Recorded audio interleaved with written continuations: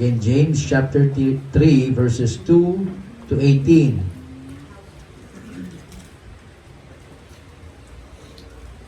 James chapter 3 verses 2 to 18. Say amen kung nandiyan na po kayo. Tayo po ay magkakaroon ng salitang pagbasa mula sa unang talata hanggang sa huling talata po na ating babasahin. Ako mauuna sa verse 2, kayo po sa susunod na talata, and then verse 18, sabay-sabay po tayong lahat na babasa.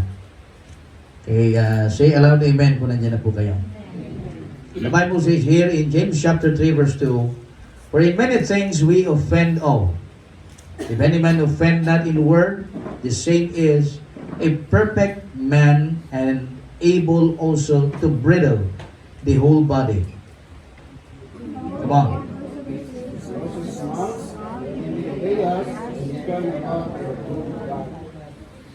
Verse 4. Behold also, 3 rather. Tama? 4. Yes. Behold also the ships, which though they be so great, and are driven of fierce winds, yet are they turned about with a very small helm, whithersoever the governor listeth.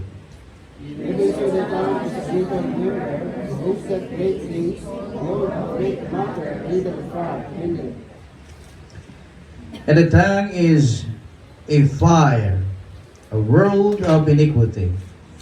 So is the tongue among our members, that it defileth the whole body, and setteth on fire the course of nature, and it is set on fire of hell. For every kind of beast and of birds, of serpents, and of things of the sea, the same have been named of mankind. But the tongue can no man tame. It is unruly evil, full of deadly poison. Therewith bless we God, Heavenly Father, and therewith curse we men, which are made after the similitude. Out of the same mouth proceedeth blessing and cursing. My brethren, these things ought not so to be. That the bounties and forth at the same place with the property. Can the fig tree, my brethren, bear olive berries? Either a vine figs, so can no fountain both yield salt water and press. Who is a wise man and good with knowledge from you, and they show out the good of virtue and sports with weakness of wisdom. But if ye have bitter envying and strife in your hearts, glory not, and lie not against the truth. This wisdom descendeth not from above, but is earthly, sensual, weak. For where envying and strife is, there is confusion and every evil word. But the wisdom that is from above is pure, peaceable, gentle, Yes. patient with the wicked, full Yes. of mercy and good fruits, without partiality and without hypocrisy. Amen. That's right. All together in verse 18. Ready, read. And the bread of righteous is sown in peace of them that make peace. Tayo po'y sumandaling manalangin. Dakila naming Diyos, magandang umaga po sa inyo, Panginoon. Maraming salamat sa oras na ito na muli ay ipinagkaloob po sa amin upang kami ay malaya na makapagsamba, makapagpuri sa iyo sa Espiritu at katotohanan. Salamat dakilang Diyos sa patuloy na mabuting kalusugan. Salamat sa kalakasan. Salamat sa lahat ng blessings at sa patuloy na biyaya at awa mo sa amin. O Diyos, ngayong umaga ay patuloy po naming hinihiling ang pangunguna po ng banal na Espiritu sa aming kalagitnaan. Kami patuloy na puspusin at patuloy o Diyos na ang iyong banal na Espiritu ay mangusap sa aming kalagitnaan. Lord, we pray na patuloy o Diyos na ang iyong salita po lamang ang siyang maihahayag at ikaw po ang mapupuri, Panginoon. Salamat po sa oras na ito. sa inyong proteksyon at pag-iingat na ginawa sa inyong mga anak na nakadako po sa imbay sambahan. Ganon din o Diyos, maring sa daan ay meron pa pong patungo ng imbay sambahan, sila po inyong ingatan at proteksyonan o Diyos, sila ay makarating ng safe and sound sa iyong bahay sambahan. Maraming salamat o Diyos, inyo pong suwayin at sansalain ang lahat ng lalang at gawa ng kaaway at wala pong ibang maitaas at mapuri sa oras na ito kundi ikaw. Kalooban niyo po ang siyang maganap sa oras na ito. Again, Lord, thank you so much. All these things we pray and ask in Christ's most precious name we pray. Amen. Amen. You may be seated.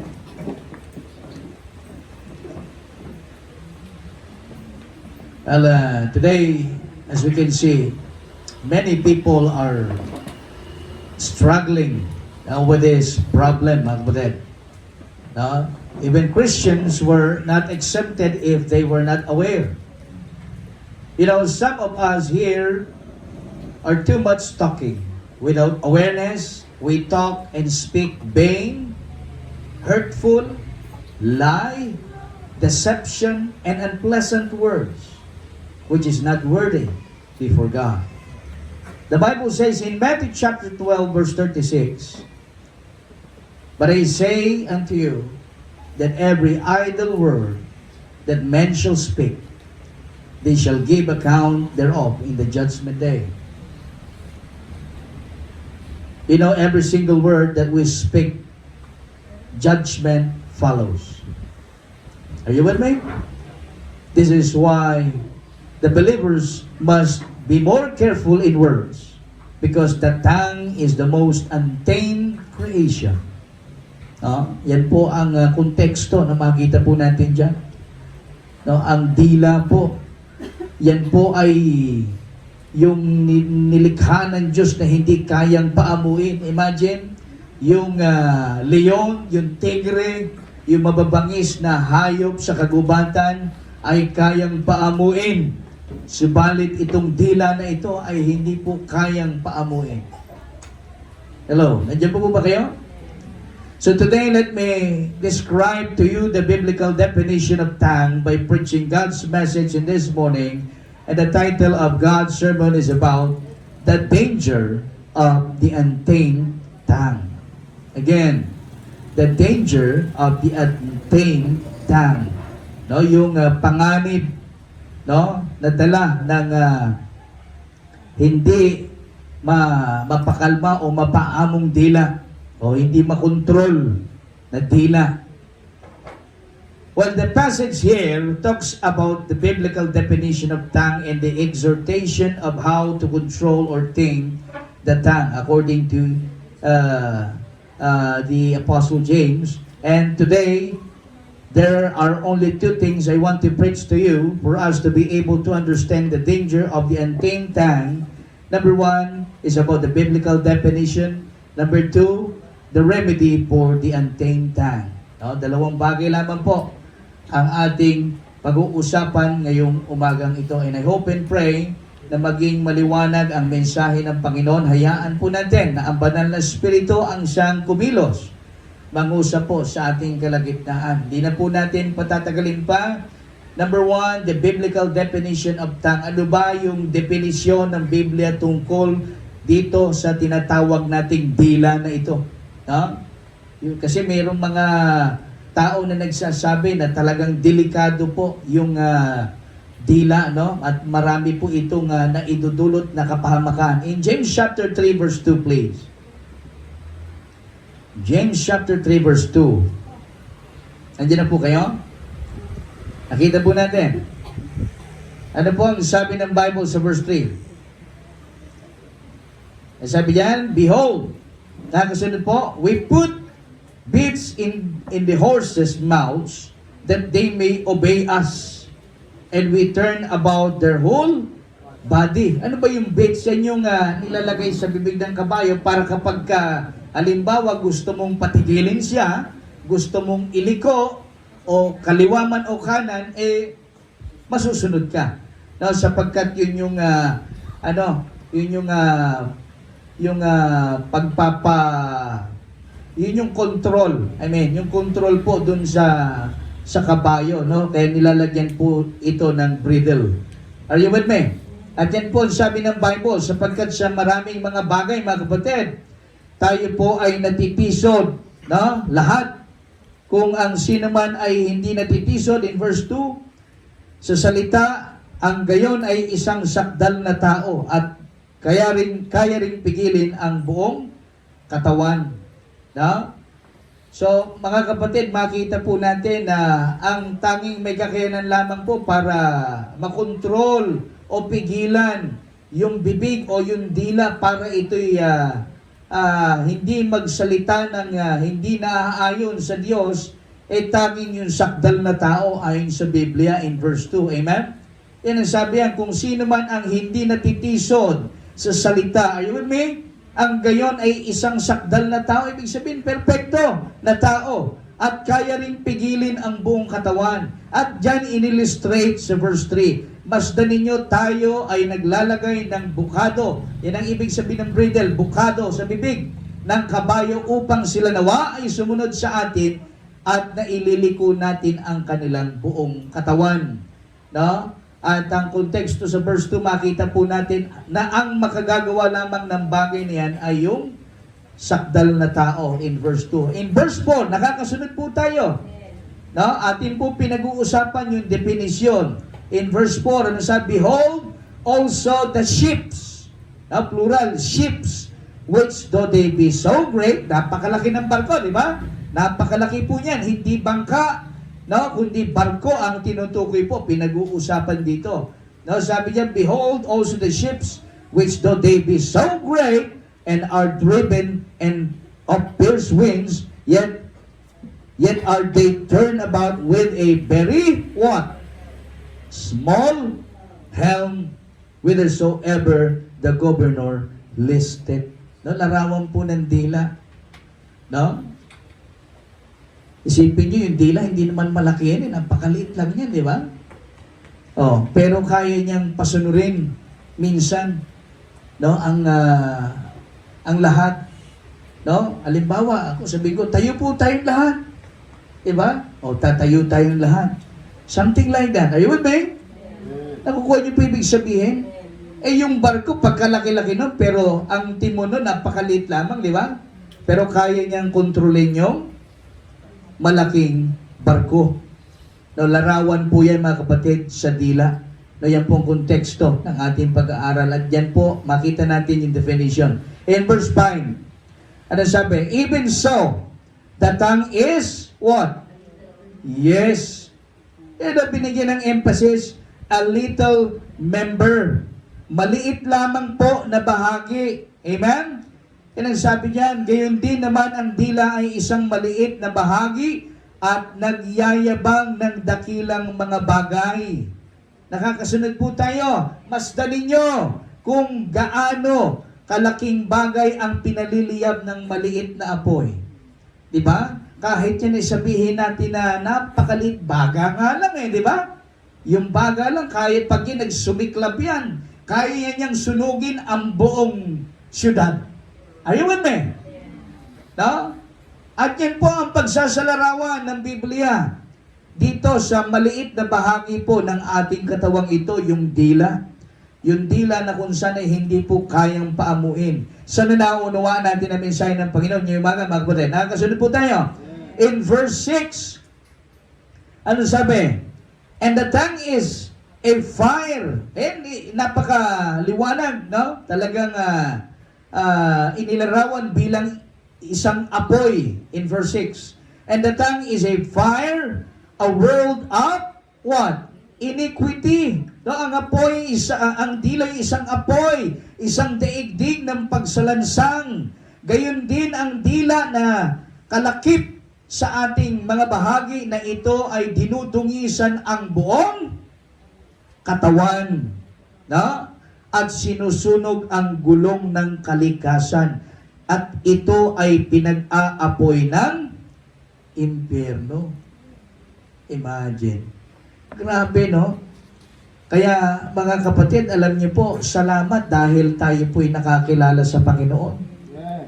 No? At naunawaan po natin ang Bible. At ngayon, naririnig po natin ang mensaheng ito upang tayo po ay maging aware. Are you with me? Na? Kasi sa ganang atin, hindi naman tayo perpekto, pero salamat dahil meron tayong Diyos na perpekto. Amen? Na nagbibigay po sa atin ng kakayanan upang itimon, upang kontrolin itong napakaliit na bahaging ito ng ating katawang pisikal, na kung saan, no, sinasabi ng Biblia na mahirap kontrolin, no, mainam pa nga naman yung mga mababangis na hayop, no, gaya ng leon, tigre at oso, kayang paamuin po yan ng tao, pero ang dila, sabi ng Biblia, ay napakahirap po. Makikita po natin yan sa susunod na talata in verse 7. Ano sabi? For every kind of beasts and of birds and of serpents, nakakasunod po, and of things in the sea, yung mga isda, di ba? Yung mga dolphin, di ba? Napapaamo yan eh. Nagtitrain din, di ba? Yeah. Oh. Ano sabi? Is tamed, napapaamo, and had been tamed of mankind. But in verse 8, look at this. Ano sabi? But the tongue can no man tame. Sino? Walang sino man tao ang nakakapagpaamo saan? Dito, sa dilang ito. Kaya kita ninyo, alam niyo mga kapatid, sabi nga natin, walang exempted eh, kahit Kristiyano. Oh, hindi porket naging Kristiyano ka, perfecto ka na. Are you with me? Kahit na ikaw ay naging Kristiyano na, minsan, kapag hindi ka naging aware, makakapagsalita ka pa rin ng hindi maganda sa harap ng Diyos. Pero ang blessing, may Bible na nagpapaalala sa atin na sinasabi ng Biblia, every idle word that comes or that men shall speak, sabi ro, no?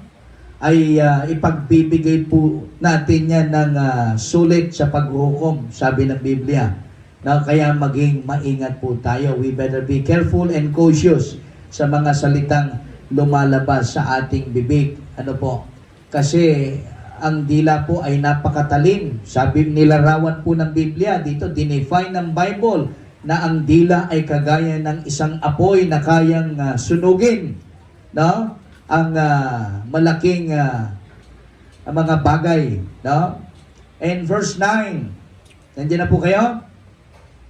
We're talking about the definition. Tuloy-tuloyin po natin yan hanggang verse 16. Sana ay nauunawaan po natin. Dadahan-dahanin po natin. Verse 9, nandiyan na po kayo. Ano sabi? Sa verse 9, therewith bless we God, even the Father, and therewith curse we men, which are made after the similitude of God. Yan po sabi ng verse 9, na sa pamamagitan po nito ng dila ay pinagpapala natin ang Diyos. Amen. We bless God by this tongue. Amen. No? Maging ang Ama at sa pamamagitan nito, mga kapatid, mga minamahal, ay isinusumpa natin ang mga tao, no? Na tunay naman na minsan ay atin pong nagagawa na mga ginawa ayon sa wangis ng Diyos. No? Alam niyo po, mga kapatid, kapag hindi tayo naging aware, pwedeng curse ang lalabas sa bibig na ito, hindi blessing. Nandiyan pa po ba kayo? Di ba? Kaya tayo po ay mabahala, tayo po ay maging maingat, maging matalino, amen? Sa ating pong pagsasalita, no? Bago tayo magsalita ay pag-isipan po natin muna na mabuti. Humingi muna tayo ng wisdom sa Diyos. Amen? Nandiyan pa po ba kayo? Sabi nga ng sanlibutan, di ba? O buti pa yung sanlibutan, nakakaalam sa bagay na ito. Pero ito po ay totoong kasabihan. No, na bago ka magsalita ng isang beses, pag-isipan mo muna ng makasampung ulit. No? Pero sa akin, alam niyo, mas maganda, mga kapatid, less talk, less mistake. Kung hindi naman kinakailangan magsalita, ay huwag kang magsalita. No? Pero kung kinakailangan magsalita, saka ka magsalita. Alam niyo kung bakit dalawa ang tenga at isa lang ang bibig? You know why? Alam niyo kung bakit? Bakit dalawang tenga? Dapat alin? Masipag makinig. Amen? At alin? Bakit isa lang ang bibig? Ha? Bakit? Dapat alin? Ha? O, iba-iba yung sagot natin, di ba? Nililimitahan, yung iba mag-iingat. Dapat ano? Mahinahon tayo magsalita, dahan-dahan. No? Naunawaan po natin. Kaya mga kapatid, no, sa bagay na ito na ating pong namamasdan ngayong umaga, no, napakaliwanag ng salita ng Diyos. Grabe po ang bahaging ito ng ating katawang pisikal, no. Talagang bagamat siya'y maliit pero malaki po ang pinsala na nagagawa po nito, no, sa karamihan. Now, in verse 10, now follow me. Ano sabi po? Out of the same mouth proceeded what? Blessing and cursing. Yan po yung sinasabi natin kanina. No? Sa verse 10, mula sa gayon din bibig ay lumalabas ang pagpapala at pagsusumpa. Mga kapatid ko, sabi ni Apostol Santiago, ang mga bagay na ito ay hindi nararapat na maging ganito. Siyempre, Kristyano na tayo eh. Dapat aware na po tayo sa bagay na mga kapatid. Maiintindihan natin yung mga taong unsaved kung sila minsan nagbabanggit ng mga hindi magagandang salita. Kung sila minsan nagmumura, minsan nagsasalita sila ng malalaswa. Bakit? Kasi hindi nila naiintindihan. Bakit? Kasi hindi sila saved. Hindi sila ligtas. Hindi nila naunawaan ng Bible. Walang Holy Spirit na nagtuturo sa kanila. Nandiyan pa po ba kayo mga kapatid? Walang Holy Spirit na nagli-lead. Amen? Oh, yun ang ibig sabihin. Pero tayo, mapalad tayo. Kung ikaw nagsasabing ligtas, no, sabi ng Biblia, ang banal na Espiritu ay nasa atin. No, at ang sabi ng John chapter 14 verse 26, and sabi ron, but the Comforter, which is the Holy Ghost, He shall teach you all things. Amen? And bring all things, no, unto your remembrance. Whatsoever I have said unto you, sabi ng Panginoon. Kaya nandun mga kapatid, makita po natin yung advantage kapag ikaw ay isang anak ng Diyos. Amen? Kaya mga kapatid, salamat, no? Dapat nating pasalamatan ang bagay na ito sa Panginoon. Kasi dito, ang kausap ni Apostol Santiago ay yung mga saved, yung mga ligtas. Ano po? At kanyang pinaaalala ang tungkol sa bagay na ito upang bawat mananampalataya na kagaya sa ating kasalukuyang panahon ay maging maingat, no, sa pagsasalita, no? At lalo tigit, tayo po ay magkaroon ng knowledge doon sa pinsalang maaaring magawa ng maliit na bahaging ito ng ating katawan kung tayo ay hindi magiging maingat. Are you still with me? Now, in verse 11, tuloy-tuloy po natin. Basahin. Ano po sabi ng verse 11? Sabi diyan, that a fountain sent forth at the same place with water and bitter. Pwede ba yun? Nakakita na kayo ng bukal na ang lumalabas na tubig ay kapwa mapait at matamis? Meron bang ganon? Wala pong ganon mga kapatid. Kapag ang isang bukal ay matamis ang tubig, matamis ang tubig. Amen? Kapag mapait ay mapait. Hindi pwedeng matamis at mapait dahil sa isang bukal. Ganon din mga kapatid, larawan sa bibig natin, sa ating dila, kung ikaw ay Kristiyano, dapat lumalabas dyan ay mga spiritual na pananalita. Amen? Yung tinatawag na godly communication.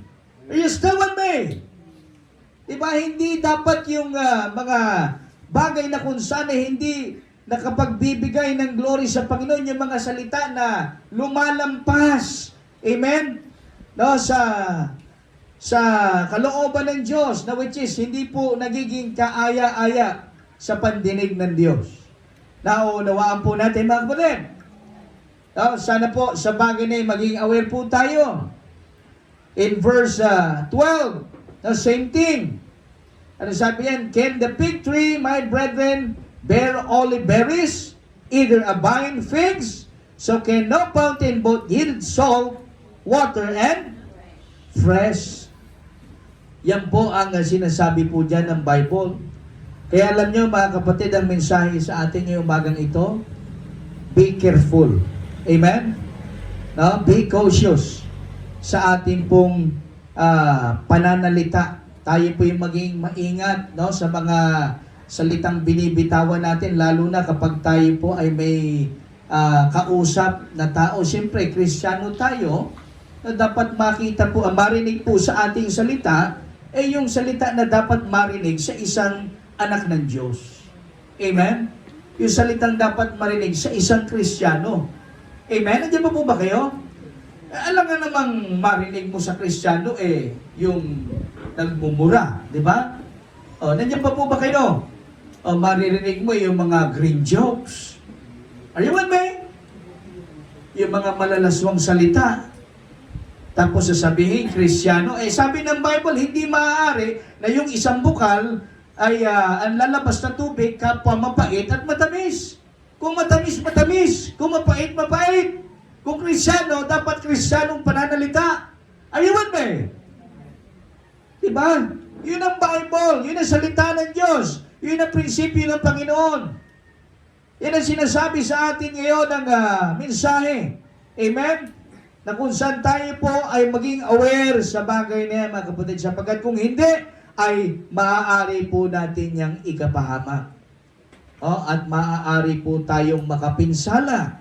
Maaari po tayong makapanakit sa pamamagitan ng mga salitang lumalabas sa ating mga bibig. Mga kapatid, salamat sa mensahe ng Panginoon. Tayo po'y napapaalalahanan. Yan po yung definisyon, mga kapatid, napakaliwanag. Tingnan niyo po sa verse 14 and 15 hanggang 16, mga kapatid. Ito po yan bakit ganun kasama? Bakit ganong katindi yung pinsala na maaaring maidulot ng napakalit na bahaging ito ng ating pisikal na katawan? Bakit? In verse 14 to 16. Ano sabi diyan? But ye have bitter envying and strife in your hearts, glory not. Nakita po natin, and lie not against the truth. Yun pala naman na makita po natin dyan sa verse 14. Sabi ang ngunit kung kayo ay may mapait na pagkainggit at sigalutan sa inyong mga puso, huwag magmapuri at huwag magsinungaling laban sa katotohanan. Ibig sabihin, maging sincero po tayo. Magpakatotoo tayo. Amen? Na kung ikaw ay Kristiyano, dapat maging totoo ka sa Panginoon at sa iyong pananalita. No? Hindi yung meron kang kinikimkim na galit, pero sasabihin mo, alam mo, ang bait-bait mo, I love you. Di ba? Pero hindi alam nung kausap mo, meron kang kinikimkim na kapaitan, meron kang kinikimkim na pagkagalit sa puso mo. Sabi diyan, huwag magmapuri. Are you with me? No? Napakaliwanag po, at huwag magsinungaling laban sa katotohanan. Hindi po natin pwedeng pagtaguan ng Diyos. Hindi po natin pwedeng paglalangan ng Diyos. Kaya nga dyan sa verse 17, ano sabi ng Bible? Verse 16, 15 rather. Ano sabi? Ang karunungan, sabi dyan, this wisdom, what? Descended not from above, but is earthly, sensual, devilish. Anong ibig sabihin, mga kapatid, ng verse 15? Na ang mga karunungang ito, mga kapatid, ay hindi bumaba mula sa itaas, sa langit, kundi ito ay makamundo, makalaman, at makadiablo. Yan po, mga kapatid. Kasi ang tunay na magandang pakikitungo o komunikasyon sa ating kapwa, dapat wala pong kapaitan o inggit sa puso. Are you with me? In verse 17, tingnan niyo po, ano sabi? But the wisdom that is from above, verse 16 rather, verse 16, ano sabi yan? For wherein being and strife is, there is what? You see the word confusion. And every what? Evil work. Kaya kapag nandun yung inggit at yung sigalutan, asahan po ninyo mga kapatid, nandun yung kaguluhan. No? At yung bawat masasamang gawa. No? Kasi yun po yung yun po yung nagiging ugat. No? Yun po yung nagiging cause bakit minsan ang tao ay nakakapagbitaw ng salitang hindi maganda sa kanyang kapwa. No? Dahil ang nagbubukal ay inggit, kapaitan, no? At mga bagay na kung saan pagkikimkim na hindi po maganda sa puso. Kaya mga kapatid, no? Suriin po natin ang ating sarili sa harap ng Diyos sapagkat sinabi po yan ng Bible, out of the abundance of the heart, the mouth will speak it. Kung ano ang nilalaman ng puso, yan ang lalabas sa bibig. Nandiyan po ba kayo? Kaya kung ang laman ng puso mong yan, puro galit ang lalabas sa bibig na yan. No? Kung yan naman, ang laman ng pusong yan ay puro pasasalamat sa Diyos, same thing mga kapatid. No? Nandun yung gratitude sa Panginoon na puro pasasalamat sa Diyos ang lalabas sa bibig na yan. Dahil yun ang sabi ng Bible, out of the abundance of the heart, the mouth will speak it. Yan po ang napakaliwanag na mensahe ng Panginoon, mga kapatid. At makita po natin, no? Yung bagay na kung saan yung panganib, no? Na maaari pong maidulot nitong katangiang ito, no? Yung pagkikimkim sa puso, kagaya niyang kapaitan na yan, no? Kapag sinabing envying, di ba? Galit yan yung selos, inggit, no? Naunawa po natin mga kapatid. Ay, sinabi niya sa verse 16, for where envying and strife is, no? There is confusion and every evil work. No? Asahan mo basta yung environment, nandun yung envying, nandun yung strife, palaging merong kaguluhan yan. Nandiyan pa po ba kayo? At nandun yung mga masasamang gawa. But in verse 17 and 18, no? Maliwanag po tayo dyan sa definition, mga kapatid. Nauunawaan po natin, no? Yung danger, yung panganib, no? And that is about the biblical definition of tongue. No? Kaya maging aware po tayo dyan. Be cautious, be careful, amen? Na tayo bilang mga anak ng Diyos, bilang mga mananampalataya, dapat aware po tayo dyan. Now, ikalawang bagay, no? Na makita po natin ngayong umagang ito. Number 2, the remedy for the untamed tongue. No, yung lunas doon sa hindi mapaamong dila. No? Mapanganib talaga itong dilang ito. Delikado. No? Kapag tayo po ay hindi aware.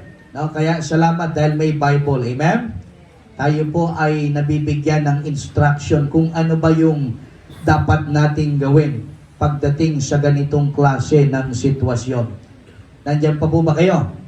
Now, in verse 17, no? We're talking about the remedy for the untamed tongue. So ano po sabi? Sa verse 17, sabi diyan, follow me. But what? The wisdom. See the word wisdom here. But the wisdom that is from above. Yung kanina, yung sa verse 15, hindi galing sa langit, kundi yun ay sabi diyan, makamundo, no? Makalaman at makadiablo. Pero ito, sabi ng Bible in verse 17, look at this. But the wisdom that is from above is first what? Pure, then peaceable, gentle, and easy to be entreated, full of mercy and good fruits, without partiality and without hypocrisy. Kabaliktaran, mga kapatid, kanina doon sa nauna. Amen? And in verse 18, and the fruit of righteousness is sown in peace of them that make peace. Wala po tayong makitang sigalutan dyan. Wala po tayong makitang bitterness or envying dyan. Amen? Kundi naroon, mga kapatid, na ang karunungang ito na tinutukoy ng verse 17 ay galing sa Diyos. Amen? Galing sa langit. Sabi ng verse 17, but the wisdom that is from above is first pure. Amen? Nauunawaan po natin, mga kapatid. Kaya nga po, ang kailangan po natin para mapaamo itong dilang ito, mga kapatid, para ating makontrol, kasi hindi naman mapaamo ito pero para makontrol yang dilang yan, isa lang ang paraan, mga kapatid, we need wisdom that comes from God. Are you with me? Yung wisdom po na galing sa Diyos ang ating kakailanganin upang atin pong mapagtagumpayan ang bagay na ito. In Proverbs chapter 2 verse 6, kanino ba nanggagaling ang wisdom? Listen, ang wisdom ay hindi po yan matututunan sa kahit na anong eskwelahan. Are you with me? Sapagkat yan ay galing sa Diyos. Kailangan mo yang hingin sa Diyos. Are you with me? Diba? Yung knowledge na tututunan po yan, pero yung wisdom hindi. Yan po ay galing sa Diyos, mga kapatid, mga minamahal. In Proverbs chapter 2, verse 6, please. Proverbs chapter 2, verse 6. Tignan po natin ang sinasabi ng Biblia about wisdom. Kanino ba nanggaling ang wisdom? Kasi dalawa yan merong wisdom of this world at merong wisdom na galing sa Diyos. Nakita po natin. Chapter 2, verse 6. Ano pong sabi ng Bible? For the Lord, yes, giveth wisdom. Sino nagbibigay? Ang Diyos. Amen? For the Lord giveth wisdom, out of His mouth cometh knowledge and understanding. Napakaliwanag po, mga kapatid. Amen? Na sa Diyos nanggagaling po ang wisdom. Amen? Kung kaya yung wisdom na yan ay kailangan po nating hingin sa Diyos. In Proverbs chapter 3 verse 13. Proverbs chapter 3 verse 13. Ano pa bang bagay ang dapat natin malaman tungkol sa karunungang ito ng Diyos? Verse 13. Nakita po natin. Sabi diyan, happy is the man that findeth wisdom. Amen? And the man that getteth understanding. Kaya blessing, mga kapatid. Amen? Na tayo po ay nakasumpong ng karunungan buhat sa Diyos. Amen? Yan po ang ating pong tatandaan. Hindi po gaya ng wisdom ng sanlibutan ito. Sapagkat sabi ng Biblia, sabi ni Apostle Paul, the wisdom of this world is foolishness. Amen? Before God. Pero yung wisdom na galing sa Diyos, yan po, sabi ng Bible, is first pure, peaceable. Amen? Nandiyan po ba kayo? Napakaganda. Kaya ang sino mang individual na magkakaroon ng karunungang ito, sabi ng Biblia, ay naroon ang kagalakan, yung kasiyahan. Amen? Happy is the man that findeth wisdom. Amen? Proverbs chapter 4, please, verse 7. Proverbs chapter 4, verse 7. Nakita po natin? Ano po sabi ng verse 7? Listen to this. Sabi niya, wisdom is what? Yes, the principal thing. Amen, yung wisdom pong yan na galing sa Diyos, yan po ay ating puhunan. Amen, yan ang tunay na puhunan, hindi yung salapi. Amen? Hindi na baling wala kang salapi basta may wisdom ka. Are you with me? Alam niyo ba na daing ng taong may wisdom, yung taong maraming alam? Nandiyan pa po ba kayo? Maraming taong intelihente sa buong mundo na pagdating sa salita ng Diyos ay ignorante. No? Walang nalalaman. Pero yung Kristiyano na kung saan ay merong karunungan na buhat sa Diyos, ay talagang masasabi po natin na naroon po yung kamanghamanghang karunungan at kaalaman na kung saan ay buhat sa Diyos. Amen? Kaya nga po, yan ang bagay na dapat po nating ma-appreciate, bagay na dapat nating pasalamatan sa Diyos, at higit sa lahat, bagay na dapat po nating panghawakan bilang isang mga mananampalataya. Bilang mga mananampalataya na kay Kristo. Are you with me? In Proverbs chapter 8, verse 11, please. Proverbs chapter 8, verse 11.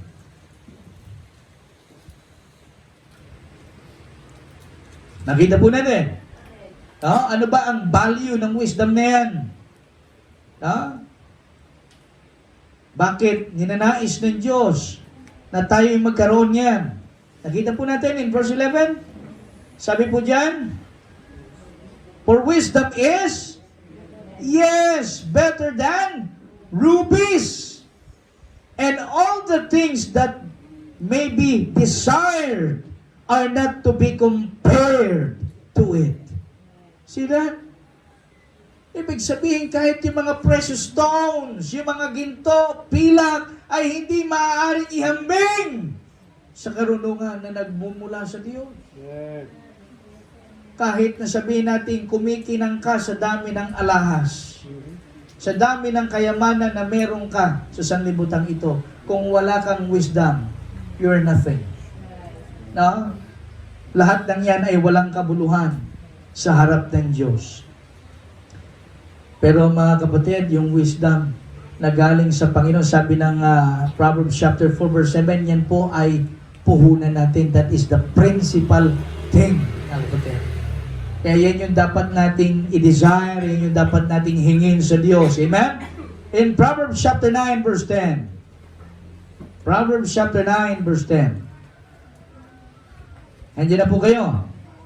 Ano po sabi ng verse 10? Sabi diyan, the fear of the Lord is what? Is the beginning of wisdom. Amen? Nakita po natin. Kaya kapag ang isang Kristiyano merong fear sa Panginoon, darating sa kanya ang karunungan na buhat sa Diyos. Lord, you stay with me? Kapag naroon yung fear, mai-establish. Kapag na-establish yung fear, darating yung wisdom na galing sa Panginoon. Yan ang napakaliwanag po na sinasabi po ng Bible sa atin. The fear of the Lord is, nakakasunod po tayo, is the beginning of wisdom. Amen. Amen, church. Amen.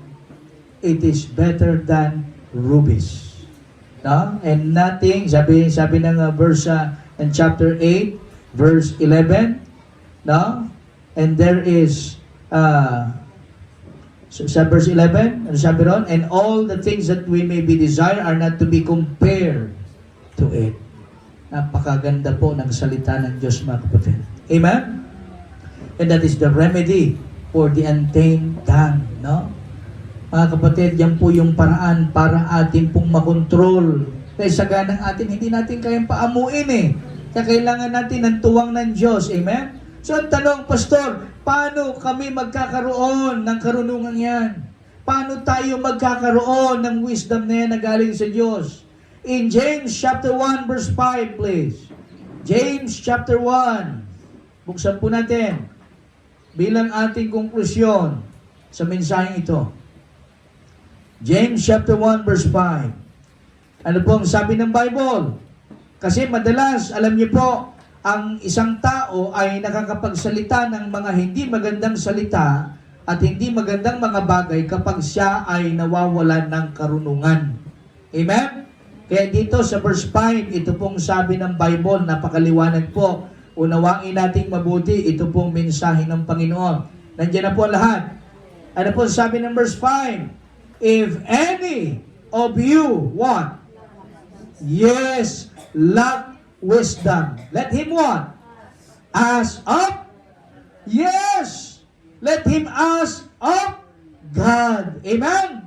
That giveth to all men, take note of this, liberally, and upbraideth not, and it shall be given him.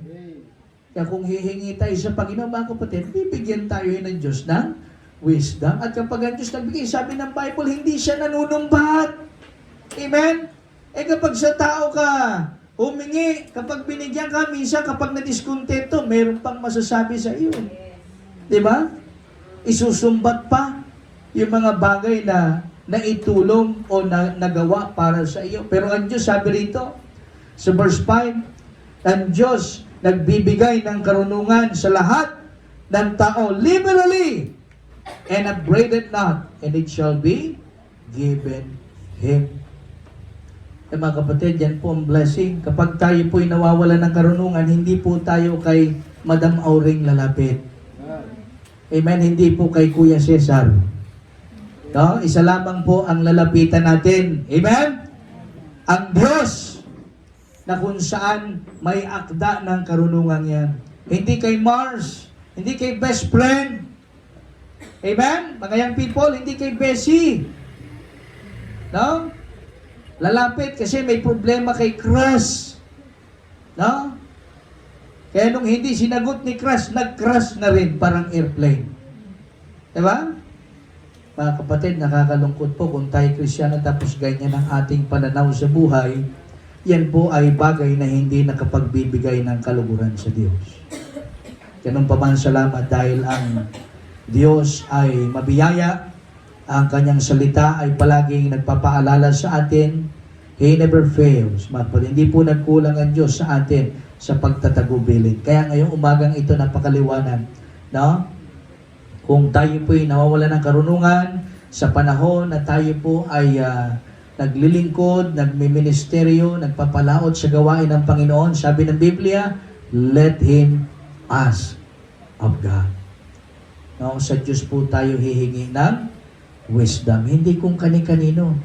No? At kung hindi ka sigurado sa salitang sasabihin mo, mas mabuti pa, huwag ka na lang magsalita. Mag-pray ka muna, Lord, give me wisdom. Amen? At ngayon kapag binigyan ka ng Diyos ng wisdom, ako'y nakatitiyak na magkakaroon ng kaliwanagan ng iyong kaisipan. At saka ka magdesisyon, saka ka magsalita. Amen? And that is the title of the Lord's message in this morning, the danger of the untamed tongue. No? Purihin po ang Diyos ngayong umagang ito at salamat po sa kanyang mga salita. Let us all stand up please. At tayo po ay manalangin.